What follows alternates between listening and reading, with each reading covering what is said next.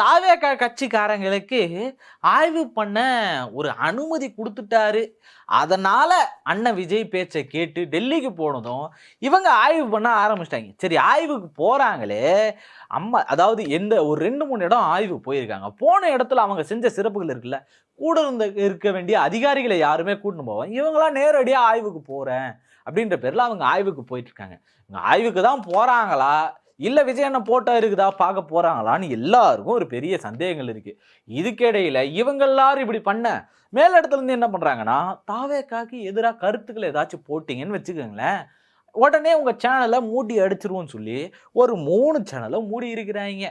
இப்படி மூடுனதுனால அதுக்கு விளக்கமும் குடுக்குறாய்ங்க நம்ம தொடர்புத்துறை அமைச்சர், தொலைக்காட்சி தொடர்புத்துறை அமைச்சர் இருக்கார்ல, அவரு என்ன சொல்றாரு அப்படின்னு பார்த்தீங்கன்னா, இல்லங்க அது தொழில்நுட்ப கோளாறு அப்படின்ற நேரத்துல இவரு பண்ணிக்கிட்டு இருக்காரு. எல்லா அரசும் அதுக்கு எதிரா பேசிக்கிட்டு தான் இருக்காங்க. இதுக்கு முன்னாடி என்ன நிலைமைகள் இருந்துச்சோ, அந்த நிலைமைகள் தான் தொடருது. இந்த சிங்கப்பெண் அதிரடிப்படை வந்ததுனாலயும் ஒரு மாற்றம் கிடையாது. விஜய் ஆட்சி தாவேகா ஆட்சிக்கு வந்ததுனாலயும் ஒரு மாற்றமும் கிடையாது. அதே நிலை தான் இங்க நீடிச்சுக்கிட்டு இருக்கு. ஆய்வுன்ற பேர்ல அவன் அட்டூழியம் பண்ணிக்கிட்டு தான் திரியிறான் தான் இங்க எல்லாருடைய பேச்சும் இருந்துகிட்டு இருக்கு. என்ன இருக்கு, என்னெல்லாம் பண்றாங்க அப்படின்றத இந்த வீடியோல முழுசா பார்த்துருவோம் வாங்க.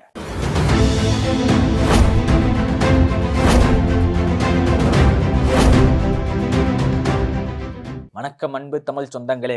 அதாவது ஆய்வுக்கு போறேன்ற பேர்ல திருவள்ளூர்ல பெரியபாளையம் பக்கத்துல இருக்கக்கூடிய ஒரு அம்மா மருத்துவமனை அப்படின்னு இருக்குல்ல, அம்மா கிளினிக்னு சொல்லிட்டு நான் தொடங்கினாங்கல்ல, அந்த கிளினிக் நடந்துகிட்டே இருக்கு. கடந்த ஆட்சி எப்படி நடந்திருக்குன்னு இதுக்கு ஒரு பெரிய எடுத்துக்காட்டு. அம்மா உணவகம்லாம் மூடிட்டாங்கன்னு சொன்னாங்கல்ல, பல இடங்கள்ல இயங்கிட்டு இருக்கு, சில இடங்கள்ல மூடியும் இருக்கு. இது நிதர்சனமான உண்மை. அது நம்ம மறுக்க முடியாது. இன்னொரு பக்கம் இங்க அம்மா கிளினிக்னு சொல்லக்கூடிய அந்த அம்மா மருத்துவமனை இயங்கிட்டு இருக்கு, சுகாதார நிலையம் இயங்கிட்டு இருக்கு. அங்க ஆய்வுக்கு போறேன்ற பேர்ல அங்க இருக்கக்கூடிய எம்எல்ஏ அவர்கள் போயிருக்காரு.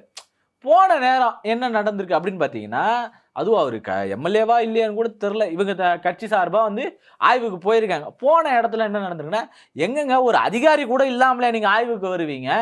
மூத்த அதிகாரிகள் இருக்கணும்ல, சீனியர் இருக்கணும்ல, அதுக்குன்னு அரசாங்க பொறுப்புல சிலர் இருப்பாங்கல்ல, அவங்க தானே வந்து இங்க ஆய்வு பண்ணணும். நீங்க என்ன நேரடியா வந்து ஆய்வு பண்றீங்கன்னா, ஏங்க தளபதி சொல்லியிருக்கிறாருங்க, மக்கள் எல்லாரையும் போய் நேரடியா ஆய்வு பண்ணுங்க. மக்கள் எல்லாரும் ஒழுங்கா இருக்காங்களா போய் பார்த்துங்கன்னு தளபதி சொல்லியிருக்காருங்க. நீங்க என்னங்க இப்படி பேசுறீங்க அப்படின்னு சொல்லி கேட்டிருக்காங்க. அந்த நேரத்துல இதுவரைக்கும் ஆய்வு செஞ்சு அத வந்து மாசா ரீல்ஸ் போடுறத தான் இதுவரைக்கும் பார்த்துருக்கீங்க. இப்ப ஆய்வு பண்ண போனவர் மாட்டிக்கிட்டு அத ரீல்ஸா எடுத்து போட்டு தான் இப்ப நம்ம பார்க்குறோம். அந்த சூழல்ல தான் இவங்க நிலைமை எல்லாமே இருந்துட்டு இருக்கு. இந்த ஆய்வு பண்ண போறேன்ட்டு எல்லாரும் ரீல்ஸ் போடுறாங்கல்ல, நம்ம என்ன பண்றதுன்னு தெரியாத இந்த பக்கம் இருக்கிற எம்எல்ஏ என்ன பண்ணியிருக்கிறாரு அப்படின்னு பார்த்தீங்கன்னா, தாவேகா கட்சிக்காரங்க, அதுவும் முக்கியமா திருவள்ளூர் மாவட்டம் இந்த பெரியபாளையத்தை சார்ந்த அவங்க ஒரு பெரிய துயரத்துல மாட்டிக்கிட்டாங்க அப்படின்னு தான் சொல்லி ஆகணும். அதுக்கு ஒரு எடுத்துக்காட்டு என்ன அப்படின்னு பார்த்தீங்கன்னா, அவரு போனதுதான். போன இடத்துல உயர் அதிகாரிகள் இருக்கணும். இது ரொம்ப முக்கியமான ஒரு செயல்பாடுகள். அரசாங்கத்துல நிர்வகிக்கப்பட்ட அதிகாரிகள் இருக்கணும். மருத்துவத்துறையை சார்ந்த அதிகாரிகள் இருக்கணும். இது ரொம்ப முக்கியமான விஷயம். ஏன் அப்படின்னா, அவங்க தான் இவங்கள போய் ஆய்வு பண்ணுவாங்க. அவங்களுக்கு தான் அதுக்கான அதிகாரம் இருக்கு. எம்எல்ஏ கூட வராரு அப்படின்னா, சரி ஓகே பொறுப்புல இருந்து இருக்காரு. இங்க இருக்கிற செயல்பாடுகள தெரிஞ்சுக்கணும்னு நினைக்கிறாரு. அதனால போய் ஆய்வு பண்ணணும் அப்படின்ற ஒரு அடிப்படையில வராரு.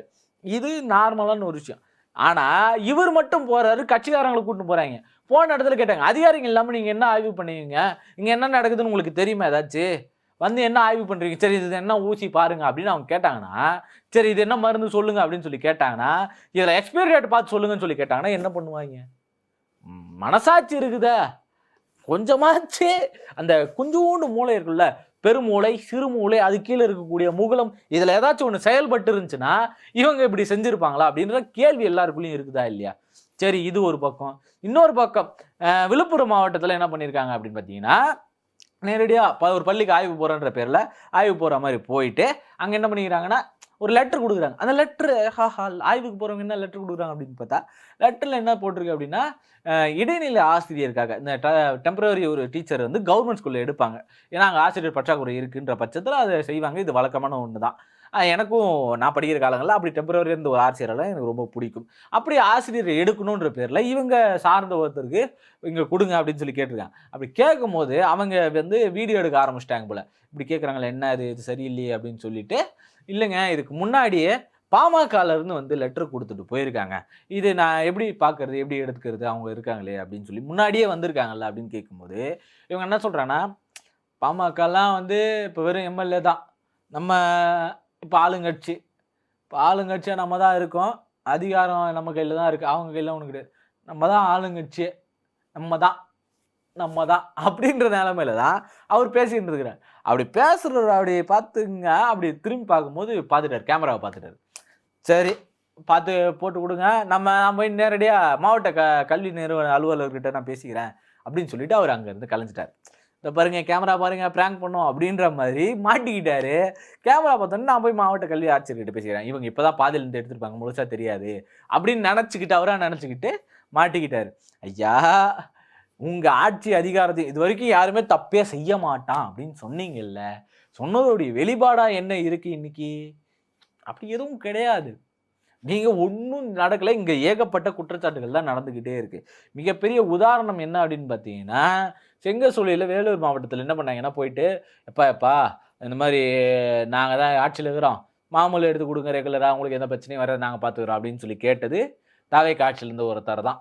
இப்ப அதனுடைய விளைபாடுகள், அதனுடைய விளைவுகள் என்ன அப்படின்னு பார்த்தீங்கன்னா, இங்க நாங்க தான் அதிகாரத்தில இருக்கிறோம். எங்களுக்கு தான் நீங்க குடுக்கணும் அப்படின்னு சொல்லி இருக்குது. அதுவும் அவங்க தான் வெறும் எம்.எல்.ஏ தான் அப்படின்னு பார்த்துக்கங்கன்னு சொல்லி, அந்த இடத்துல மிரட்டுனது இருக்குல்ல. மிரட்டல்களின் ஒரு உருவமா மாறிக்கிட்டு இருக்கு. தாவேக்கா அதிகார துஷ்பிரயோகங்கள தொடர்ந்து செஞ்சுகிட்டே இருக்காங்க. இந்த சிங்கப்பெண் அதிரடி படையாச்சும் நிறுவுவாங்க. அதுல ஏதாவது செயல்படுவாங்கன்னு பார்த்தீங்கன்னா, அதுவும் பெரிய அளவுல தெரியல. ஏன்னா, அது முதல்ல என்ன செஞ்சிருக்கணும் அப்படின்னா, தாவேக்கால இருந்து செஞ்ச அட்டூழியங்கள் இருக்குல்ல, அத தான் முதல்ல கட்டுப்படுத்தி இருக்கணும். அந்த கட்டுப்பாடுகள செஞ்சிருந்தா ரொம்ப சிறப்பா அமைஞ்சிருக்கும். அதுக்கான வாய்ப்பே இல்லன்றது தான் வெளிப்படையான, வெளித்தன்மையான ஒரு உண்மையா இருந்துகிட்டு இருக்கு. என்ன பண்றது? இவங்களுடைய ஆட்சி தொடர்ந்து இப்படியே இருந்துகிட்டு இருந்துச்சு அப்படின்னா, மக்களுடைய நிலை என்னவா மாறும்? ஆய்வு, ஆய்வு, ஆய்வுன்னு சொல்லிட்டு ஊர் முழுக்க ஏமாத்துற வேலைய தான் இவங்க தொடர்ந்து செஞ்சுகிட்டு இருக்காங்க. இத பத்தி நீங்க என்ன நினைக்கிறீங்கன்றத மறக்காம கமெண்ட்ல சொல்லிட்டு போயிடுங்க. நன்றி, வணக்கம்.